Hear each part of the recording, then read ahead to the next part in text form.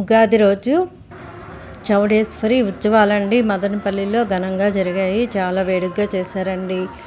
ఇక్కడ ఈ ఉగాదికి దీపజ్యోతులు తల మీద పెట్టుకొని ఊరేగింపుగా వెళ్తారండి. అక్కడికి గుడి దగ్గరికి వచ్చిన వాళ్ళు టెంకాయలు కొట్టుకుంటూ ఉన్నారు బయట అమ్మవారి దగ్గర. తర్వాత జ్యోతులు తీసుకెళ్తున్నారండి. ఈ జ్యోతుల్ని బెల్లం పాకంలో బీప్ పిండి కలిపి ముద్దలాగా చేసేసి ఒక అచ్చులాగా చేస్తారండి. దీపపు ప్రమిదలాగా అచ్చులాగా చేసేసి మధ్యలో హోల్ ఉంటుంది అనమాట. దానిలో పంచిని బాగా వత్తిలాగా చుట్టేసి ఆ పాకపు ముద్దలో పెట్టేసి నేతితో తడిపి పెట్టుకుంటారండి. ఇక్కడ చూడండి, ఇక్కడ చూపెడుతున్నారు.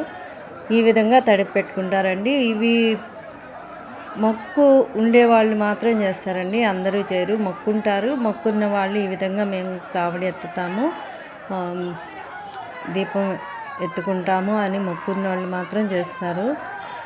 చాలామంది మొక్కుని చేస్తూ ఉంటారండి. వాళ్ళు అనుకునే నెరవేరటం వల్లే చేస్తుంటారు. చూడండి, దీపం వెలిగిస్తున్నారు. అస్సలు వాళ్ళు ఎలా నడుస్తున్నా, ఎలా చిందేస్తున్నా కొంచెం కూడా అటు ఇటు దీపం ఇదవదండి. అంత బాగుంటుంది, భయమే ఉండదు. నేను పొద్దుటూరులో చూశాను, మా అత్తయ్య వాళ్ళల్లో. ఆడ బాగా చేస్తారండి. ఒక్కొక్క సైడ్ ఒక్కోలా చేస్తారు. నాకు ఈ వీడియోలు మీకు చూపించాలనిపించి నేను మీకు పోస్ట్ చేసి చూపిస్తున్నానండి. నాకైతే ఫుల్ హ్యాపీ అనిపించింది. మేమైతే అక్కడికి వెళ్ళాము.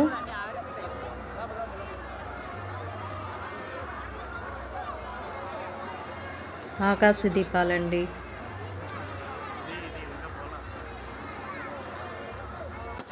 ఆకాశ దీపాలు వదులుతున్నారు, టపాసులు కాలుస్తున్నారు. చూడండి ఎంత జనము, చుట్టుపక్కల విలేజ్ల నుంచి వస్తారండి ఇది చూడటానికి.